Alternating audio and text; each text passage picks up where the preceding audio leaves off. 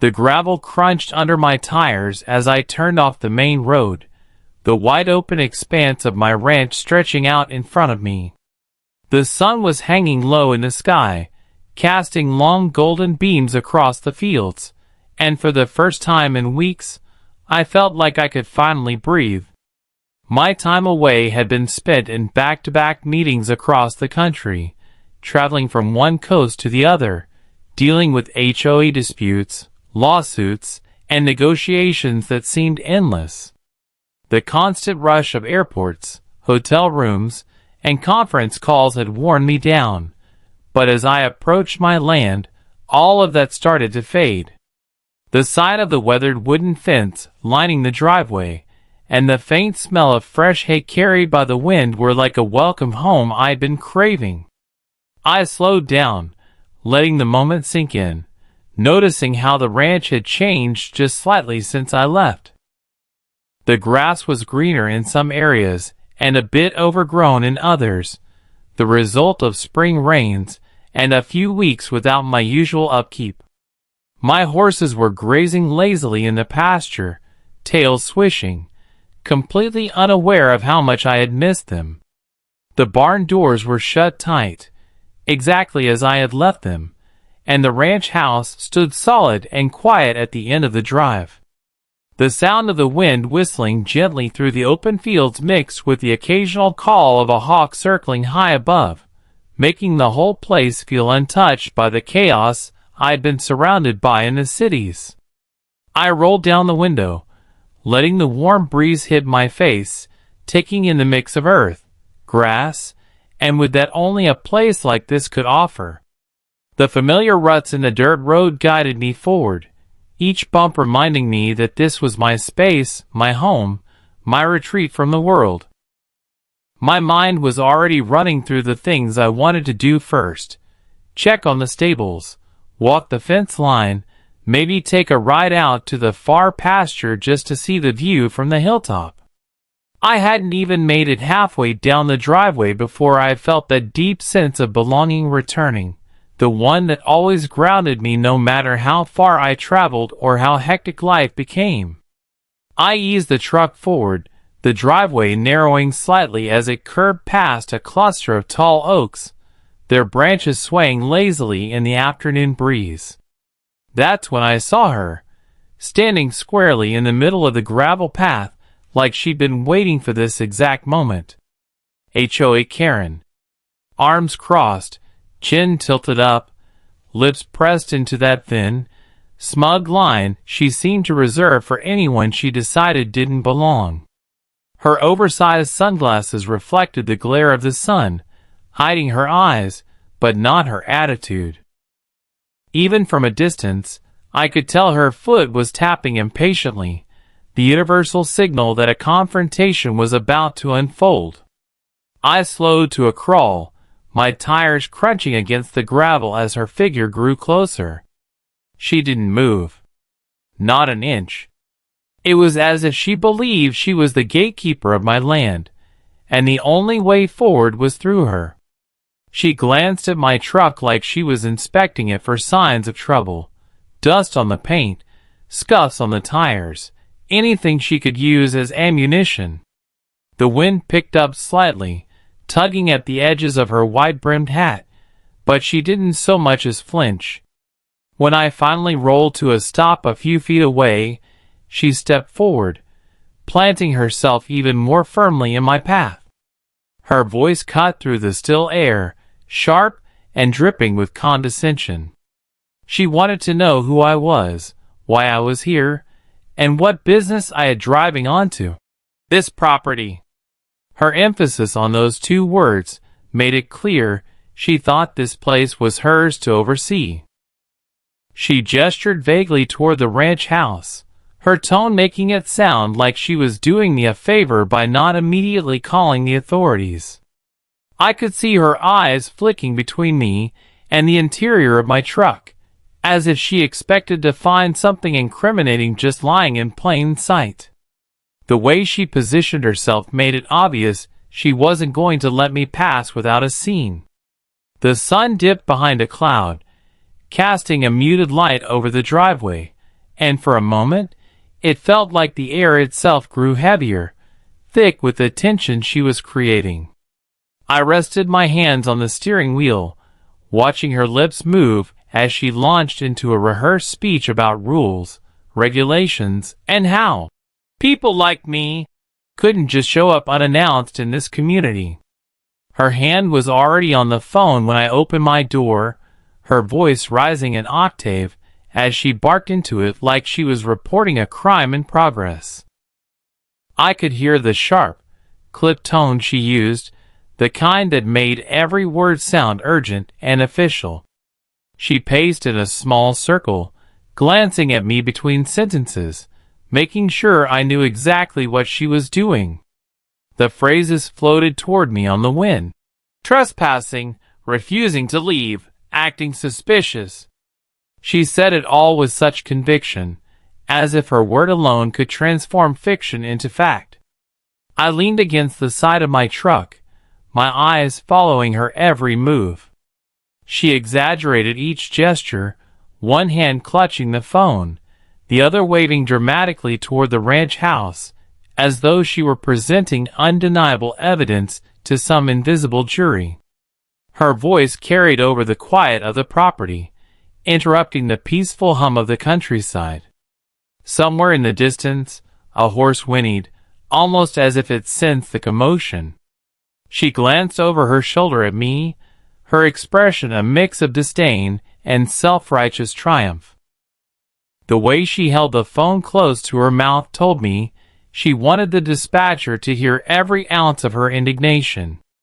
She described me in painstaking detail, my clothes, my truck, even the way I was standing, painting a picture meant to make me look like an intruder. Her tone sharpened when she emphasized that I was refusing to cooperate, even though I hadn't said a single word to her yet. The wind tugged at her hat again, but she ignored it, too focused on building her case. She started pacing again, her boots crunching against the gravel with quick, irritated steps. Every few seconds, she would pause and glance down the driveway, as if expecting sirens to appear at any moment. When they didn't, she'd resume her performance, her voice rising just a little higher with each passing minute. The way she was clutching that phone, it was like a lifeline to the power she thought she had. In her mind, the arrival of the police would be the final, irrefutable proof that she had been right all along, that she had successfully defended this property from someone she believed had no right to be here. The sound of tires on gravel reached us before anything came into view, low and steady at first, then growing louder until it filled the air. Karen straightened up immediately, her stance shifting from casual defiance to something more performative, like an actress waiting for her cue.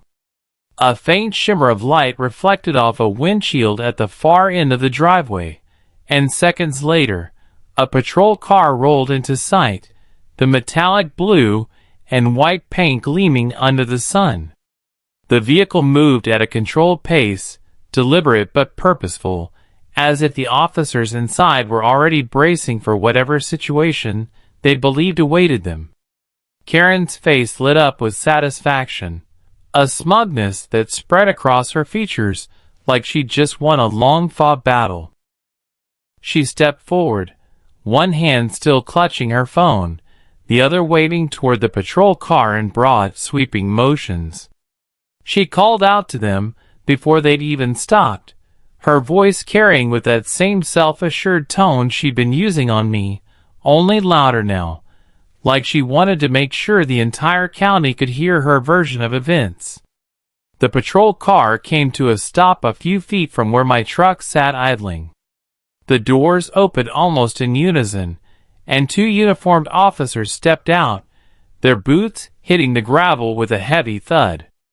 Their expressions were neutral, unreadable, but their eyes were sharp, scanning the scene quickly, taking in me, my vehicle, the ranch house in the distance, and Karen's animated gestures. One of them adjusted his belt as he approached, the metallic clink of his equipment punctuating the otherwise quiet afternoon.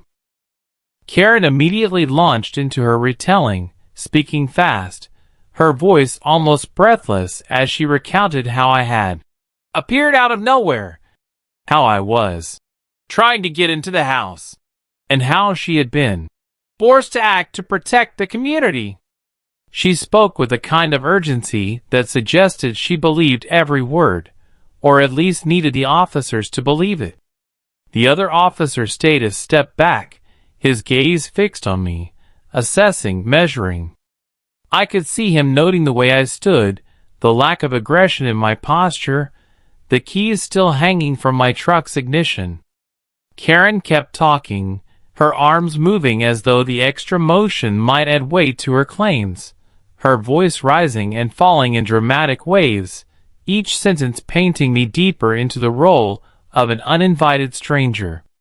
I waited until Karen had finished her breathless performance before I shifted my attention to the officers, my voice calm but firm as I asked if I could show them some documentation. The taller of the two raised an eyebrow, his posture relaxing slightly as I reached into the inside pocket of my jacket. From it, I pulled a slim leather folder, worn at the edges from years of travel. The gold embossed seal on the cover caught the sunlight, glinting just enough to draw both their eyes. I flipped it open, revealing not just an identification card but a series of credentials, official letters, legal documents, and certificates bearing signatures from more HOA boards and governing councils than most people even knew existed. The officer closest to me stepped forward, his gaze scanning the pages quickly, then more carefully, as he realized what he was looking at. Karen's confident smirk faltered for just a moment, though she tried to mask it by crossing her arms tighter. The other officer took the folder next, his brow furrowing as he turned each page, pausing at one document in particular that carried the federal HOA oversight stamp. It wasn't just proof that I belonged here. It was proof that I held authority over every single HOA jurisdiction in the country. I spoke evenly. The other officer handed my folder back to me carefully, almost ceremoniously, as though he understood that what it contained wasn't just paperwork, it was authority that reached far beyond this quiet driveway.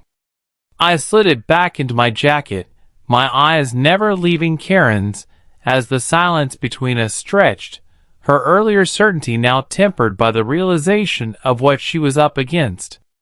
Karen's lips parted slightly, but no sound came out. The words she had been so quick to throw at me moments ago now caught somewhere between her throat and her pride. The officers stood beside her, their posture no longer carrying the edge of suspicion, their hands resting easily at their sides, as if the matter had already been decided without a single word of debate. The wind picked up again, brushing strands of hair across Karen's face, but she didn't move to fix them. Her gaze shifted between me, the officers, and the ranch house, each glance shorter than the last, as though she couldn't quite figure out where to land her eyes without betraying what she was feeling. The smug tilt of her chin was gone, replaced by something tighter, more uncertain. She shifted her weight from one foot to the other, her arms slowly uncrossing as if they'd grown heavy. The phone she had clutched so tightly earlier now dangled loosely at her side, the once confident grip reduced to a half-hearted hold.